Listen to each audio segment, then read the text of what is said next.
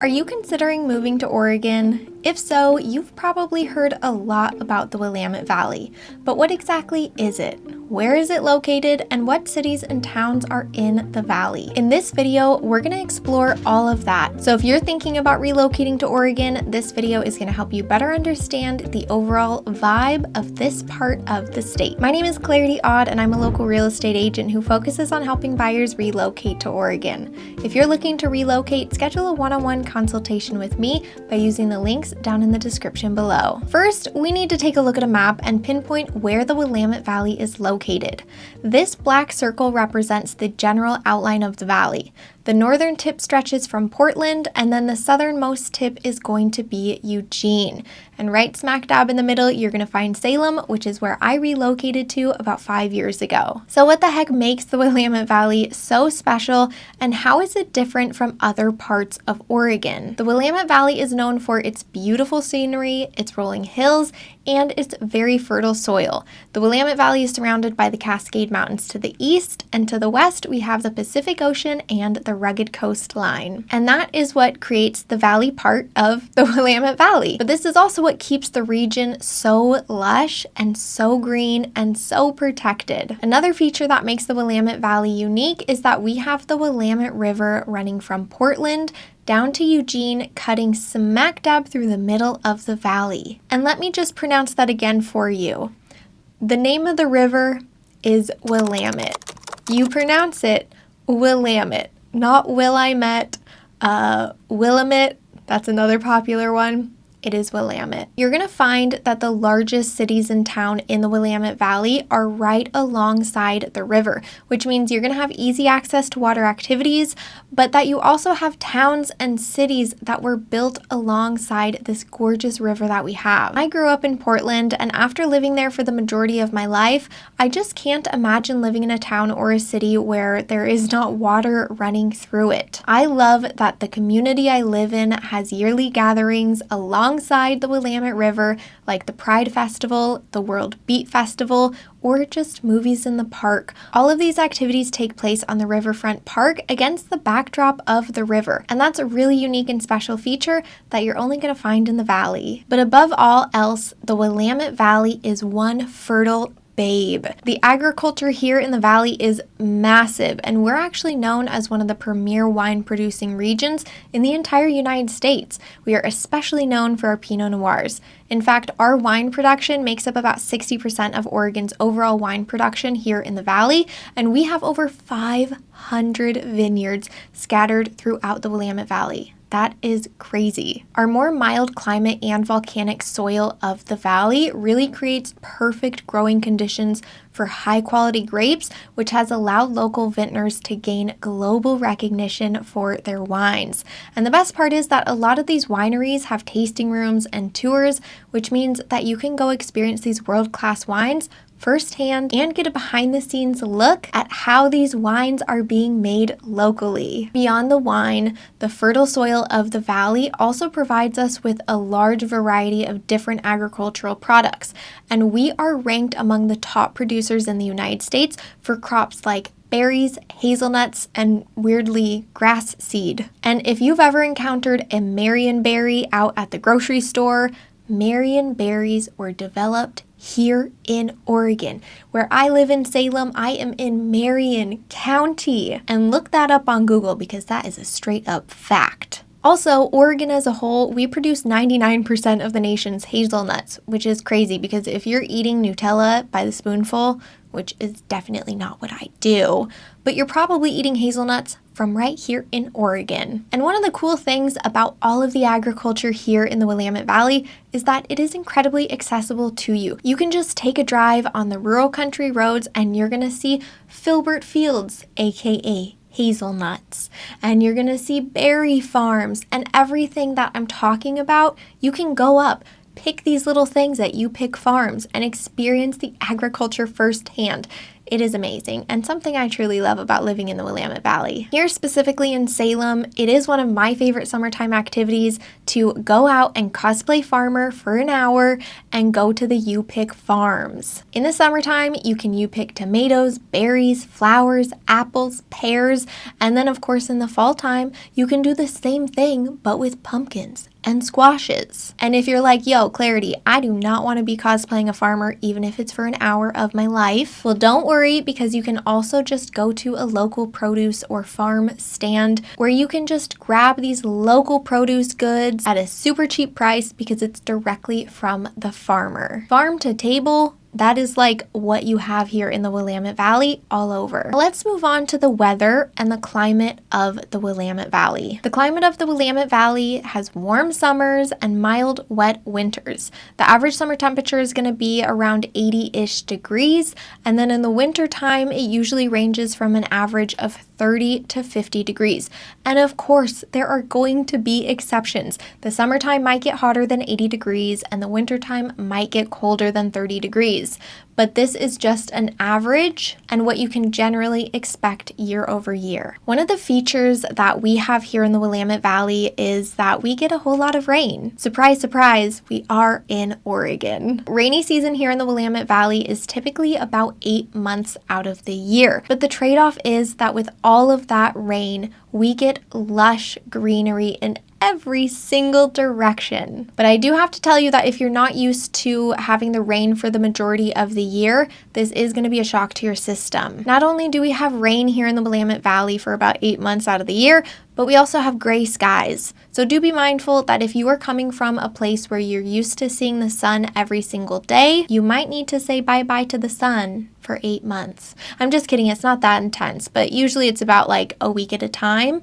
We just don't even see the sun. So that's true, unfortunately. What makes the Willamette Valley climate so drastically different from the rest of Oregon is that it is so much more mild. We really don't have these extreme winters or summers like some of the other areas and regions across Oregon. But let's talk a little bit more about the 3 other regions across Oregon. The first region is the region of the Oregon coast, which is going to be west of the Willamette Valley. The Oregon coast is going to have more of a maritime climate, which really does mean it's just rainfall and generally cooler temperatures throughout the year, which can limit outdoor activities when you compare it to like the ease and accessibility of what you find here in Salem, which again is where I live. Now, the Oregon coast is just beautiful. There is no denying that.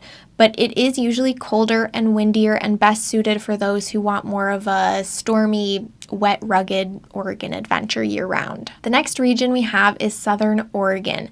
In Southern Oregon, we have towns like Ashland and Medford, and they're really known for having warmer climates overall. The Southern Oregon area is going to be influenced by the Siskiyou Mountains and the Rogue River, which runs through it. Both the Willamette Valley and Southern Oregon share just massive agricultural richness and abundance, but the Willamette Valley stands out because of its cooler, more mild climate, and it is less prone to wildfires. And then the last region we have is Eastern Oregon. Eastern Oregon is going to be much more arid landscapes with higher elevations and more dry conditions overall. That means the summers are going to be dry and dusty, and the winters are going to be cool and snowy. It is more extreme out east, and really it feels like it might as well just be a different world when you compare it to the Willamette Valley. It is that different. Let's talk about some of the popular towns and cities that reside within the Willamette Valley. The largest city in the valley is going to be Portland, which is right at the tippy top north of the valley. Portland also happens to be the largest city in the state of Oregon. Portland is a vibrant and funky city and has a really great art scenes and plenty of places to eat out for all of my foodie friends. The city is really known for its food culture overall and its brew pubs, and of course its quirky undertones and hipsters. And don't worry, I was born and raised in Portland, so I think I get a pass on saying these things. If you love the idea of living in an urban, bustling environment, Portland could be the ideal spot for you. Portland has about 650,000 residents, so there's always something going on, and you are never going to get bored in that city. Portland is by far the most eclectic city on this list in the Willamette Valley, but it's a really wonderful city, and it is super unique, so it's either going to be like the perfect fit for you, or you are never going to want to look or talk about Portland ever.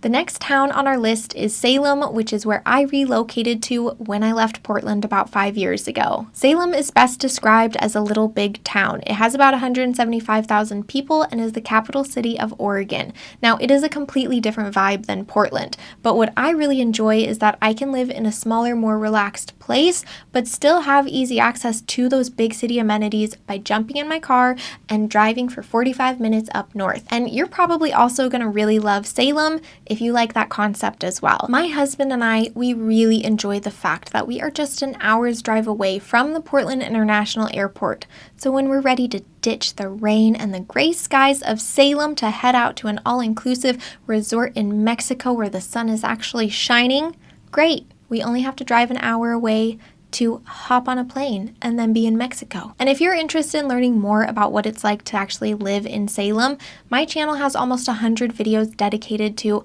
what the heck it's like to be in Salem. So check that out next if you're interested. All right, we are continuing to head south from Salem, where we run into the two main university towns here in Oregon. We've got Corvallis and Eugene. Corvallis is known for the Oregon State University, which has a beaver mascot. Eugene is home to the University of Oregon and has a duck mascot. Why are the names so similar? I don't know, but it's confusing. Now let's talk a little bit more about the first college town on our list, which is Corvallis. This college town has a very fun energy, but it's pretty dang small with a population of just about 60,000 people. This means that it's a pretty tight-knit community, and most people are going to be there because of the university. The next university town is Eugene. Eugene also marks the end of the Willamette Valley. Eugene is about the same size of Salem and has about 170,000 people, but Eugene is known for its super artsy-fartsy vibes and its progressive spirit, and everyone really loves to be outdoors and explore nature in Eugene. Eugene is incredibly lush and green and reminds me a lot of Portland. You are going to love Eugene if you are wanting to live in a progressive university town.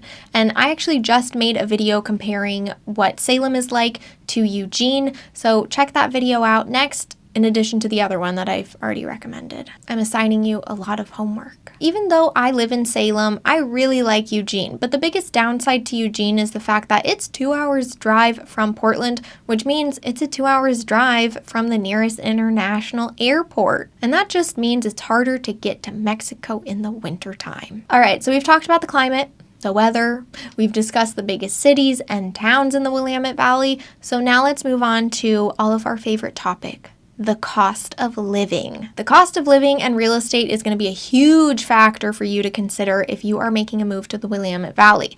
Living on the West Coast is going to be expensive if you are coming from a lower cost of living state. But if you, my friend, are coming from the Bay Area or even the Seattle area or some other places out east that are considered high cost of living places, well, shoot, you are going to be so happy because the median home sales price is going to be a lot lower than probably what you were expecting. To further illustrate what the heck it actually takes to live in the Willamette Valley, we are going to do a rundown of the cities that we've already talked about and what the median home sales price in each of those cities is. As of August 2024, the median home sales price in Portland was at $530,000. The median home sales price in Salem was at $435,000. In Corvallis, the median home sales price was at $525,000. And in Eugene, the median home sales price was at $465,000. With real estate, you have to recognize that it is all about supply and demand.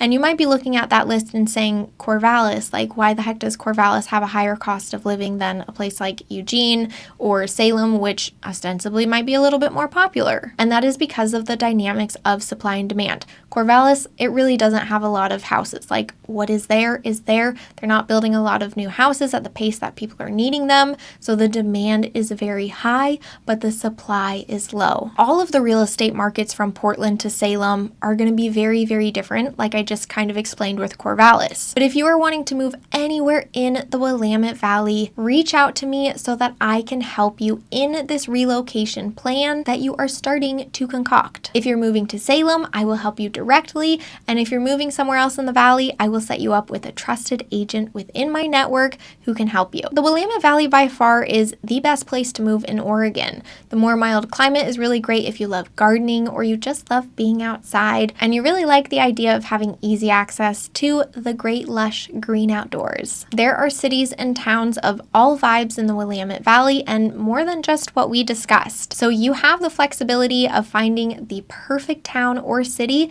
that really fits your needs. If you enjoyed this video, you're going to want to watch this one next in addition to like the 2 others that I already recommended. Bye friends.